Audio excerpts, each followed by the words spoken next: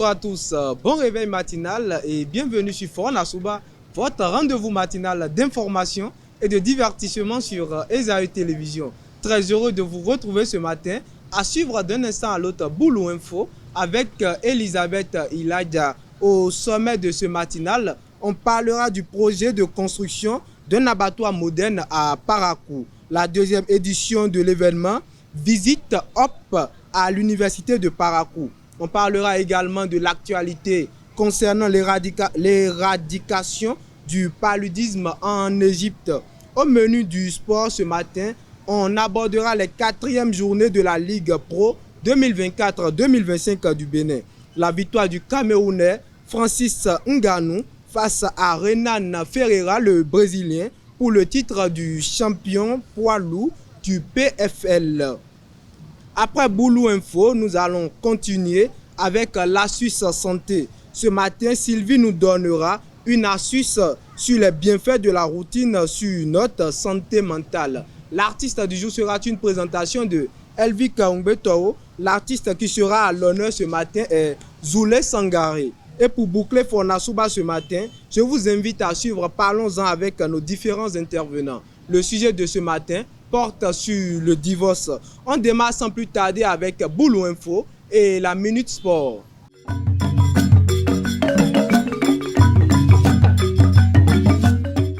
Boulou Info, c'est avec vous Elisabeth Iladja. Bonjour. Bonjour Médine. Qu'est-ce qui fait l'actualité? Bonjour à toutes et à tous et bienvenue dans Boulou Info. Le mois d'octobre est désormais consacré à la fierté et à l'innovation locale au Bénin avec la 5e édition du mois du consommant local lancée le 17 octobre 2024 à Parakou. Cette initiative vise à promouvoir le patrimoine économique et culturel du pays à travers de mini-foires organisées sur tout le territoire. Les autorités politico-administratives et les responsables du commerce étaient présents pour valoriser les entreprises locales et leur production. Un projet de construction d'un abattoir modèle est en cours à Parakou, entraînant la délocalisation des occupants de l'abattoir Zongo Zeno vers le marché de ruminants de Woru Tokoro. Selon le maire Inoussa Zime Chabi, cette initiative vise à offrir un marché de viande moderne et plus hygiénique, contrairement aux rumeurs de malveillance. Financé par le gouvernement et des partenaires, ce projet sera une première dans le nord du Bénin. Le vendredi 18 octobre 2024 à l'université de Parakou, le temple littéraire a organisé la 2e édition de la visite Hop. Cette rencontre avec les nouveaux bacheliers avait pour objectif de leur fournir des informations essentielles et des conseils pratiques pour mieux aborder la vie universitaire. Un reportage signé Elvik Umbetoro et Sylvie Dedeu.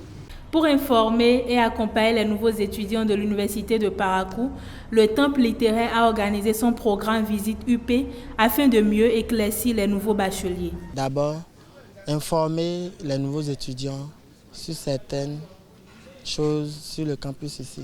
Il y a certaines informations quand vous êtes un nouvel étudiant et que vous n'avez pas le minimum d'informations là-dessus, vous risquez de passer à côté. Et c'est pour éviter ce déraillement que nous avons jugé bon organiser cet événement.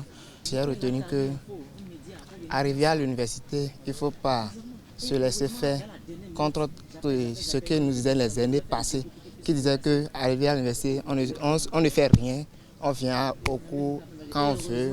Bon, c'est la liberté totale. Mais aujourd'hui, j'ai su qu'il faut se donner comme on le faisait au collège.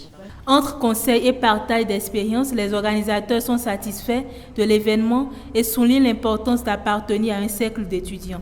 Pour pouvoir réussir ici à l'université de Parakou, ou que ce soit n'importe quelle université du Bénin, il faut forcément, d'accord, après tout, se donner.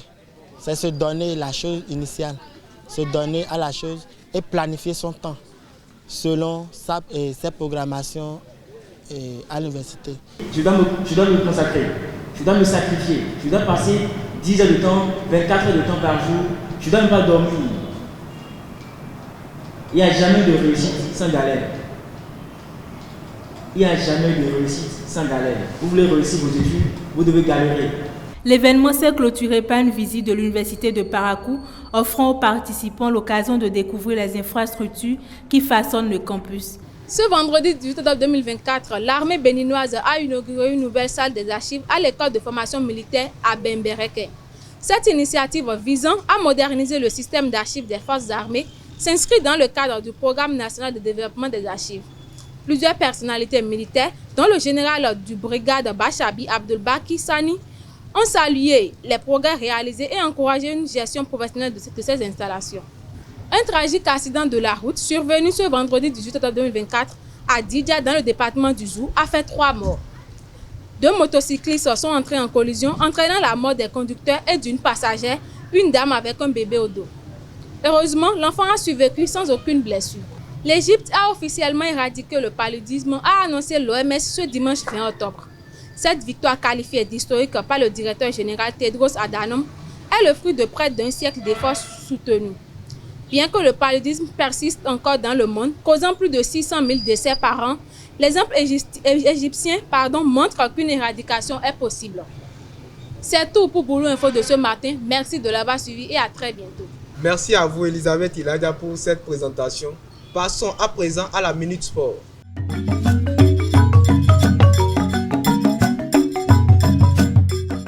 Comme je l'avais tantôt annoncé dans le sommet de ce matin, les 4e journées de la Ligue Pro 2024-2025 Zone Nord ont démarré ce week-end. Dans la poule A ce samedi, on peut noter la victoire de Bani Gansé face à Beki FC sur le stade Omnisport de Bembereke et le match nul 1-1 entre Dynamique FC et Buffle FC au stade Achukuma de Djougou.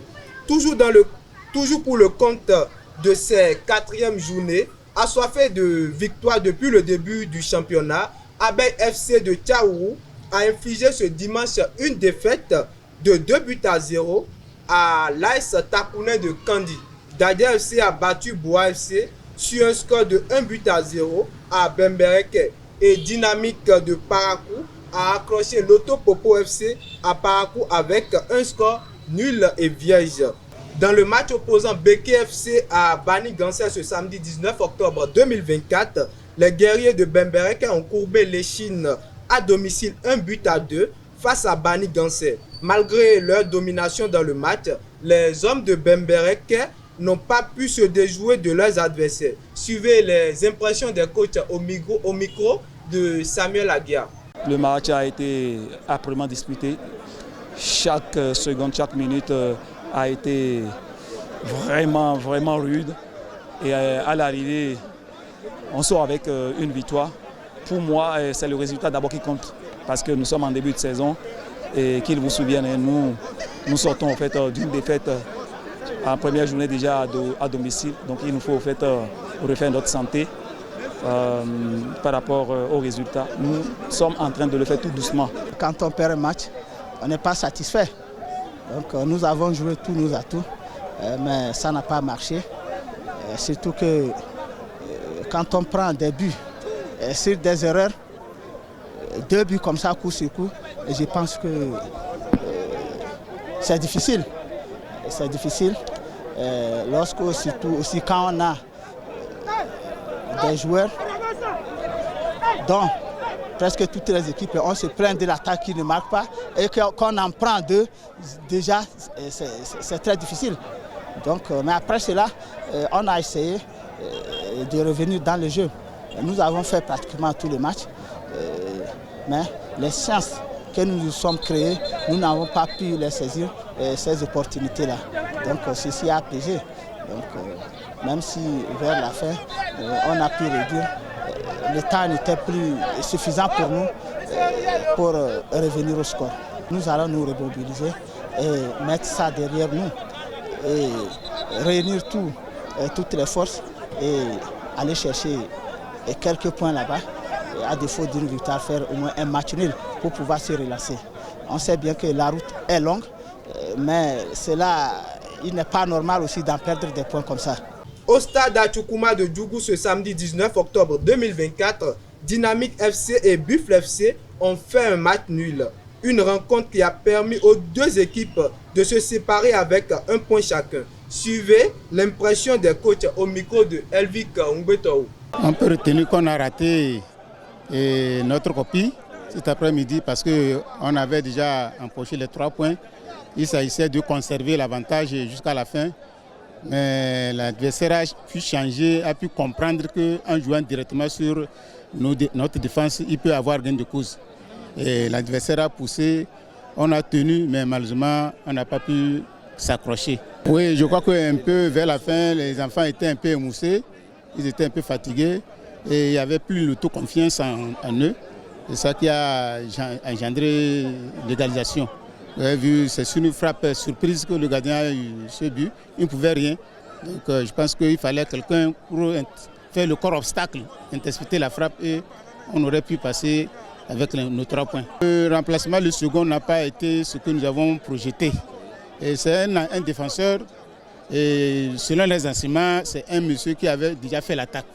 Donc on s'est dit qu'on va l'essayer, voir, comme je l'ai toujours dit tantôt, que nous sommes en train de les tester. Donc il n'a pas répondu, il nous a déçus totalement. Je m'attendais à un peu plus, franchement. Voilà, je m'attendais à un peu plus. C'est pourquoi je dis que j'ai des regrets sur ce match, de prendre un point. Je pensais qu'il y a largement de la place pour une victoire, largement. C'est pourquoi j'ai mis des milieux offensifs et juste un seul derrière. Et on a continué à dominer. C'est le foot. Dynamique a eu une demi-occasion et ils ont marqué. Voilà, c'est que de regrets sincèrement sur ce match. On va encore continuer, il y a des réglages effectivement à faire. Je pense qu'offensivement, c'est là où nous pêchons. Offensivement, nous pêchons. On va continuer à travailler. Mais peut-être ce n'est pas c'est peut-être un problème de joueurs aussi. Voilà, puisque nous arrivons à construire de derrière, le jeu des couloirs, la possession de ballon, les balles arrêtées, on les exploite. Et la balle arrive dans la surface de réparation. Mais il faut 1 ou 2 attaquants capables de les mettre au fond.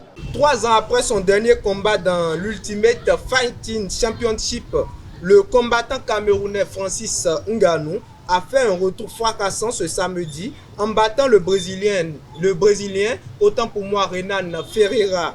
Le Predator a mis KO son adversaire dès le premier round, s'emparant ainsi du titre du champion poids lourd du PFL lors de l'événement organisé à Riyad. C'est tout pour la Minute Sport de ce matin. On retrouve à présent Sylvie Dedeu pour l'astuce en santé.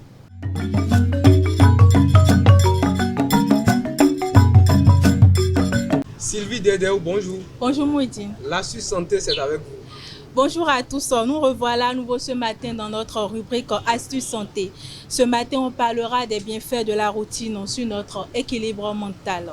Que ce soit dans le couple ou au travail, on cherche toujours à chasser la routine et pourtant elle serait bénéfique pour notre bien-être mental. Réduction de la charge mentale, confiance en soi, créativité, preuve d'amour. Je vous explique pourquoi les routines ont du bon.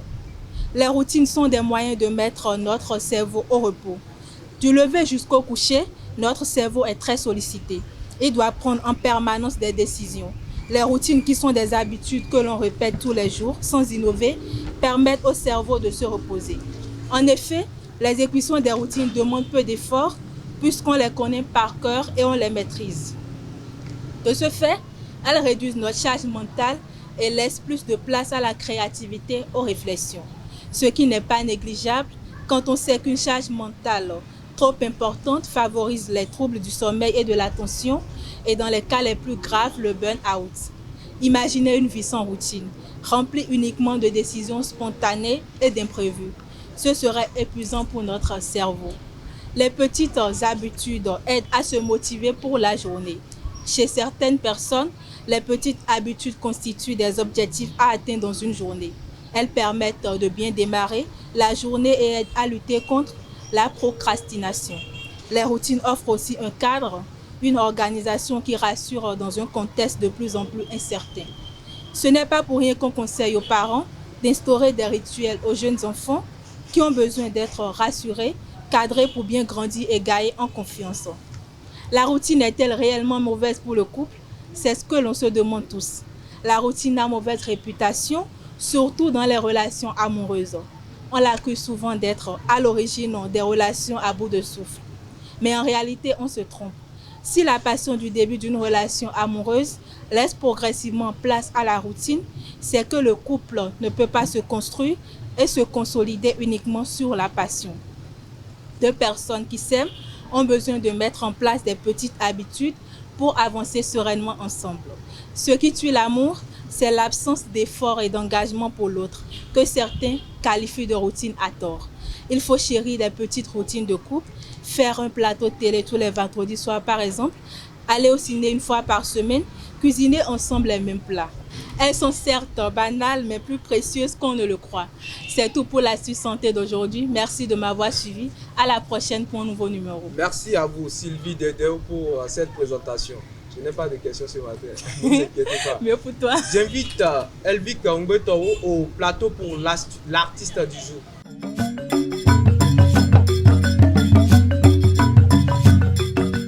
Elvic Ongbetoro, bonjour. Bonjour Mouidine. Bien habillé ce matin. Merci.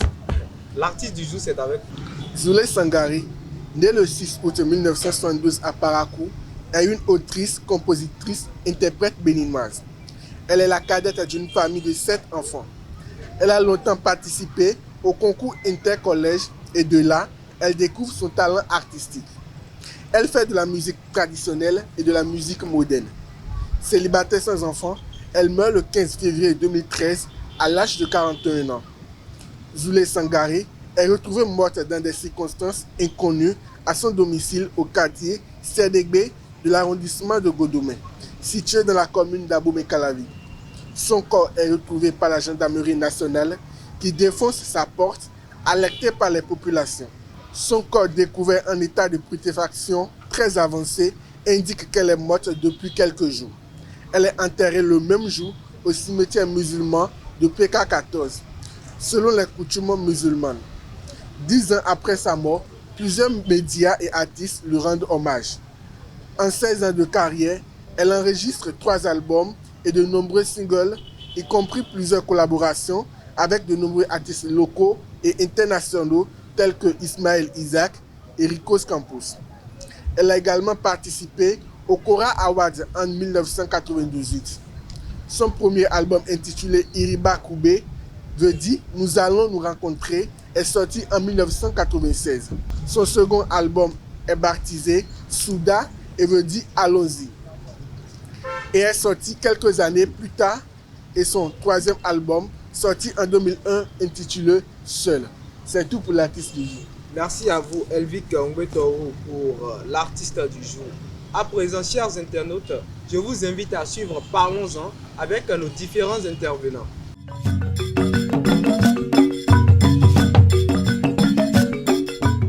Parlons-en, c'est avec vous, Elvic Ongbetoro. À nouveau, bonjour. À nouveau, bonjour, Mouidine. Elisabeth Iladia, à nouveau, bonjour. Bonjour, Mouidine. Alors, chers internautes, le sujet de ce matin est le suivant. Le divorce, est-ce un échec?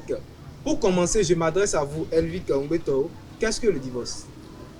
Le divorce, c'est la séparation de deux partenaires, de deux personnes qui sont mariées, qui sont restées ensemble pendant un moment. Donc, c'est leur séparation. Le divorce, c'est la séparation de deux personnes qui sont ensemble. Oui, qui étaient mariées. Voilà, depuis des mois. Des mois, des années. Des années. Elisabeth, le divorce, qu'est-ce que ça veut dire pour vous? C'est la rupture d'un mariage. Mettre fin à un mariage, par exemple. D'accord. Le divorce, c'est la rupture d'un mariage. Qu'est-ce que vous pensez du sujet? Le divorce, est-ce un échec? Bon, moi, je crois que le divorce, c'est pas... En tout cas, c'est pas un échec. C'est pas un échec. Elvic? Je pense que le mariage, c'est un échec. C'est rater sa vie, c'est échouer. Le mariage ou le divorce? Le divorce, pardon, c'est rater sa vie. Pourquoi vous dites cela? Le divorce, excuse-moi, c'est rater sa vie. C'est ne pas avoir d'ambition. Parce que deux personnes qui se sont mariées, qui se sont promis fidélité, amour, tout, je ne vois pas en quoi du jour au lendemain ce qui peut arriver de grave à tel point où ils vont décider de se séparer. Donc pour moi, le divorce, c'est échouer, c'est rater sa vie. Elisabeth, le divorce, c'est pas un échec. Je ne dirais pas que le divorce est raté sa vie, parce que divorcer n'a jamais été la fin du monde. Par contre, rester dans un mariage toxique, c'est presque la fin du monde en fait. Qu'est-ce que vous mettez dans un mariage toxique? Bon, un mariage dans lequel on te frappe par exemple, et par exemple, même tu es dans un mariage et tu dis que tu veux rester même pour les enfants, parce que il y a des enfants, alors que le mariage est vraiment toxique, même les enfants auront du mal à s'adapter. Parce qu'en réalité, même quand tu restes là et que le mari te frappe, te verbalise, c'est-à-dire que te violence verbalement, même les enfants n'auront pas une mentalité vraiment stable en fait.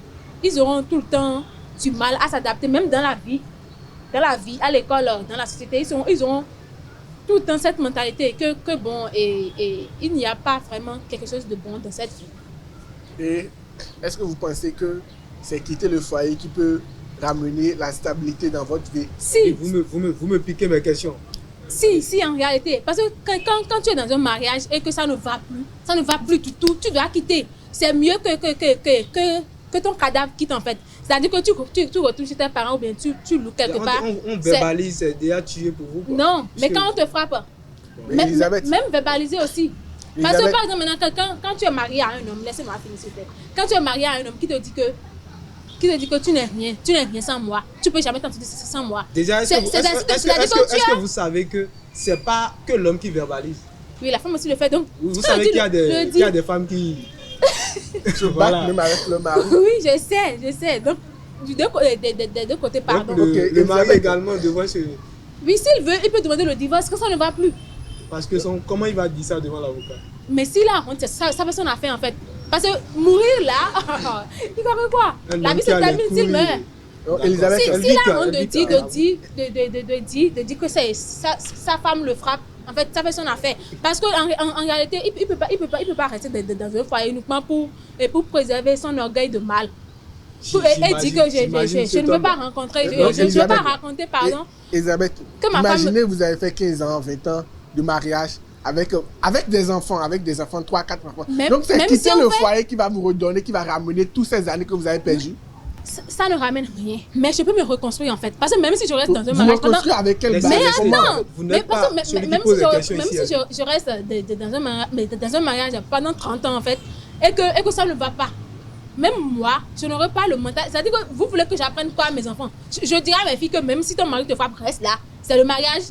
Non, vous n'allez pas dire ça. Je vais apprendre ça à mes filles. Elvic, vous avez une jeune soeur qui s'est mariée et que son mari... Bon, il est vraiment agressif, s'il vous plaît, avec votre soeur. Qu'allez-vous conseiller à cette jeune fille? Je sais que ce n'est pas des choses souhaitables, mais je ne pense pas à grand jamais dire à ma soeur de quitter son foyer parce qu'il y a une situation entre elle et son mari qui amène son mari à porter le soin. À chaque fois quand l'homme lève le... Je sais que c'est très mauvais. Je sais que c'est très mauvais. Oui, je sais que c'est très mauvais. Lorsque un homme lève la main sur une femme, je sais que ce n'est pas une bonne chose. Mais je vais faire de mon mieux. Parler à cet homme, d'homme à homme. Je vais lui parler. On va discuter. Et je vais parler aussi à ma soeur. Parce que je sais que c'est très mauvais d'abord et son mari. On n'est jamais méchant volontairement. Je sais que c'est mauvais. Mais je vais parler, je vais savoir ce qui a conduit à cela. Je vais essayer d'arranger la situation qu'il y a un peu. Mais je ne peux pas conseiller à ma soeur de quitter son foyer parce que son mari est violent. Mais je vais essayer de calmer cela. Si vous êtes mon frère, je dis que vous n'êtes pas un bon frère. Oui, Elisabeth, je suis un bon frère. Non. Si je vous conseille de quitter votre foyer, c'est là que je vous gâte. Oui, je sais. Mais en réalité, même à la première chiffre, on met en garde le mari. Oui. À la première chiffre, je dis. C'est pas comme si. C'est romantique, il y a des gifs romantiques. Non, il y a rien de romantique dans la bastonnade en fait. Il n'y a rien de romantique dedans. Donc même à la première chiffre, on met en garde le mari. Et s'il ne veut pas écouter, il vaut mieux quitter que de ramener une soeur avec un visage défiguré ou avec tout le corps. Quitter le foyer, c'est faire du mal aux enfants. Comment ça fait du mal aux enfants? Même si ça ne va pas dans le foyer, vous savez ce que nos parents ils font souvent. Ils font quoi? Vous allez voir la maman, elle va se lever très tôt le matin, 5h, 4h par là. Elle va aller chez papa, discuter avec papa. Au moment où les enfants dorment encore. Ils vont discuter, ils vont savoir ce qui ne va pas. Qu'est-ce qu'on peut faire pour que notre foyer marche? Qu'est-ce qu'on peut faire pour que les enfants aillent mieux? C'est ça. C'est pas quitter le foyer qui va régler le problème. Vraiment, c'est normal. Ils sont conscients, mais ils sont alcooliques. Même d'autres qui ne sont pas alcooliques, ils sont vraiment colériques. C'est-à-dire qu'à la moindre erreur, à la moindre erreur, c'est je dis gifle. Donc tu vois, on ne peut pas rester dans un mariage toxique. Même les enfants en souffrent. Parce qu'à chaque fois, quand tu es à l'école, tu penses que... C'est vrai que les enfants... Tu te dis, si je rentre maintenant, même si maman fait quelque chose maintenant, papa peut la frapper. Oui, Elisabeth, c'est vrai que les enfants... Papa peut l'insulter devant même les invités. Mais si. C'est vrai que les enfants en souffrent. Mais selon vous, est-ce que c'est quitter le foyer qui va amener les enfants à ne plus souffrir? Non, répondez-moi oui. Mais là, maintenant, est-ce que vous savez que quitter le foyer, divorcer, ça amène des séquelles dans la vie de l'enfant, psychologiques, émotionnel. Parce que vous avez divorcé, l'enfant d'abord, il n'a plus l'amour de ses parents. Je sais. L'enfant, il est livré à lui-même. Il se croit différent des autres enfants. Un instant. Attendez, laissez-moi terminer. Il est dans la rue maintenant. Il se dit que là maintenant, j'ai plus maman ou papa à côté de moi. Je fais ce que je veux. C'est de là on a des délinquants. C'est là on a des enfants qui... Non. Oui, parce qu'il n'a pas l'amour de ses parents. Parce qu'il n'a pas quelqu'un à côté de lui. Au moins lui. qu'il y a une part de vérité dans ce qu'il dit. Parce qu'il n'a pas quelqu'un à côté de lui pour l'éduquer, pour le mettre sur la bonne voie. C'est pas divorcer la bonne chose à faire, Elisabeth. Mais vous allez essayer de votre... Vous allez faire tout. Remuer ciel et terre. Est-ce que vous savez, non, attendez, est-ce que vous savez que quand même les parents, même quand les parents divorcent, il y a des enfants qui vont chez papa ou chez maman, et comme ça, même peut-être pendant un week-end sur 3. Et qui vivent même mieux parfois. Un week-end sur 3, l'enfant va chez l'autre parent. Est-ce que vous savez que le divorce est mieux que rendre l'enfant orphelin en fait? Parce que tout le temps, quand papa frappe tout le temps la maman, et si la maman perd la vie, les enfants deviennent quoi? Les orphelins. Et puis papa, malheureusement, papa se remarie encore. Et puis maintenant, tu as des belles-mères. Parce que maintenant, tu as une belle-mère. Je sais que c'est des choses regrettables qui arrivent. Mais je pense que c'est tout là avec nos lois aujourd'hui. Ça se passe que comme avant, on va voir le mari. Ça se passe. Ça se passe. Et si on a un frère comme vous, sa femme. Non, ça se passe toujours dans la société. Et si on a un frère comme vous, on garde le silence en fait, jusqu'à en mourir. Déjà, Elisabeth, si déjà la femme, elle quitte son mariage, elle divorce avec son mari, que va-t-elle devenir? Que va-t-elle devenir? Pourquoi est-ce que le mariage c'est une fin en soi? Non, je vous repose la question. C'est ça. Et c'est quoi? Même quand tu divorces, tu t'assures d'abord, tu te reconstruis. Tu divorces ton premier amour. Vous croyez qu'il n'y a pas de divorcés qui se sont remariés avec d'autres personnes plus généreuses, plus je ne sais pas. Est-ce que vous pensez aux enfants? Est-ce que vous pensez aux enfants? Même s'ils jouent à leur mari. C'est quand tu penses même aux enfants que tu divorces. Non, c'est pour la santé de tout le monde en fait. Vous savez que les enfants... Au contraire, c'est pour le malheur de tout le monde. Bien sûr. C'est pour le malheur de tout le monde de divorcer. Le malheur de qui? Surtout pour des enfants, je remets sur les enfants. Vous savez, en cas de divorce, les parents doivent se sacrifier, doivent tout faire pour préserver l'innocence de leurs enfants. L'innocence des enfants compte beaucoup. Divorcer, c'est faire du mal aux enfants. Mais faire du mal aux enfants comment? Est-ce que c'est pas mieux que les enfants de bas âge ou même de 15 ans, 16 ans comme ça, voient papa tout le temps frapper maman, voient papa tout le temps insulter maman, même devant les invités, papa tout le temps dire à maman que toi tu n'es rien sans moi, tu ne peux rien faire sans moi. C'est de là les enfants ont leur partition à jouer. Et de là les enfants aussi, les enfants ne sont pas bêtes. Ils doivent aussi discuter avec papa, discuter avec maman. Comment discuter avec papa? Papa frappe maman devant les enfants. Même si un enfant commet une erreur, c'est une gifle en même temps. Quelqu'un qui a déjà le cœur de frapper sa femme, celle qu'il a épousée légalement, est-ce que tu crois que c'est un enfant qui ne peut pas frapper? Vous savez, les parents sont souvent faibles devant quelque chose. Ils sont souvent faibles devant les larmes de leurs enfants. Les enfants vont commencer à pleurer, ils vont se mettre à pleurer. Il y a des pères qui frappent sa femme. Il y a des parents alcooliques qui s'en foutent de ça. Même ceux qui ne prennent pas de l'alcool, même ceux qui sont simplement colériques. C'est-à-dire qu'à la moindre, lui, il a déjà le sang qui chauffe. Il va frapper les enfants. Même la maman, il frappe tout le monde en fait. Mais Elisabeth, je ne vous conseille pas de divorcer. Je ne vous conseille pas de dire à une autre personne de divorcer parce que le foyer ne va pas bien. Elle vous conseille de ne pas divorcer. Non, en réalité, quand ça ne va pas et que tu essaies d'améliorer, ne jamais divorcer. Jamais, et que tu essaies d'améliorer, que ça ne va pas, tu quittes dans ça. Non, reste dans ça. Essaie toujours d'améliorer ça. Tu ne vas pas mourir. Je n'aime pas votre mentalité en fait. Tu ne vas pas mourir. Tu ne vas pas mourir. C'est ça tu crois? Tu sais combien de femmes meurent et de violences domestiques par an? Tu sais combien de femmes meurent de violences domestiques par an? J'ai toujours trouvé votre mentalité bizarre. Mais merci, je suis bizarre, merci. Elvic, est-ce que vous faites partie de ces hommes-là qui frappent les femmes? Non, c'est mauvais. Si. C'est très. Non, c'est pas bon. Je ne le conseille pas, c'est très mauvais. Évitez cela à tout prix. Faites tout pour. Ne faites jamais ça, c'est pas une bonne chose de lever la main sur une femme. C'est pas une bonne chose. Elisabeth, est-ce que vous supportez ces femmes-là qui frappent leur mari? Non, je ne supporte pas. J'ai une question pour elle. Si vous épousez, si ça vous arrive. Non, une seule question, s'il vous plaît, une seule question. Si ça vous arrive d'épouser une femme, par exemple, maintenant, qui a fait de la bosse, et que, à la moindre place, c'est-à-dire que tu dois normalement rentrer à 17h30, et que tu rentres à 17h40, 50, et que la femme te gifle, commence à te frapper. Et que, attends, Tu essaies d'en parler, même la famille a intervenir. Et puis même devant les enfants, la femme te frappe. Dites-moi, D'abord, vous êtes divorcé ou pas? D'abord, je ne pense pas épouser une femme bosseuse. Vous voyez, non? Parce que je connais la majorité, je connais. Oui, tu peux ne pas savoir. Tu peux ne pas savoir, et puis c'est dans le même que tu vas voir que même la femme qui a accumulé comme ça. Et comme même la bonne, c'est-à-dire que tu t'es de lui dire, ah chérie, tu peux moi en même temps. Donc ça veut dire que moi, si je vais faire de la bosse, on va faire de la bosse romantique dans le couple. Donc tu crois que... On va faire de la bosse romantique. Le couple va devenir quoi? Tes enfants vont grandir avec ça. Ce couple-là va je sais que c'est mauvais, mais c'est pas pour autant on va quitter le foyer. Parce que tel ou tel partenaire... Quand ça ne va pas, c'est mieux de quitter que de mourir là. Déjà, donc vous pensez que c'est mieux de quitter que de mourir. Elvic, c'est mieux de quitter que de mourir. Un mot pour la fin. Je pense que le divorce, c'est pas une bonne chose. Le divorce, ça ne permet pas réellement de se relancer, mais rester dans le foyer, essayer de tout améliorer pour le bien de vos enfants et pour votre bien. Parce que le divorce, dans notre société africaine, c'est très mauvais. On va se moquer de vous à vie. Parce que vous n'avez pas su garder votre ménage, vous n'avez pas su garder votre foyer. Donc, je le dis à mes soeurs de ne jamais divorcer, c'est mauvais. Et à tes frères? De toujours faire de leur possible pour garder leur famille bien. Elisabeth, un mot pour la fin. Bon, moi, je dirais que le divorce, c'est pas échouer. C'est pas échouer sa vie. Parce qu'en réalité, quand ça ne va pas, on quitte. Le mariage est même à l'école, c'est quand tu vois que tu ne travailles pas en sciences physiques, par exemple, tu laisses pour aller faire la littérature. Donc ça veut dire que quand ça ne va pas quelque part, quand tu essaies, quand tu forces, que tu vois que non, même avec tous tes efforts, ça n'ira pas, on quitte, on laisse en fait. Tu ne vas pas persister jusqu'à ce que tu te détruis toi-même.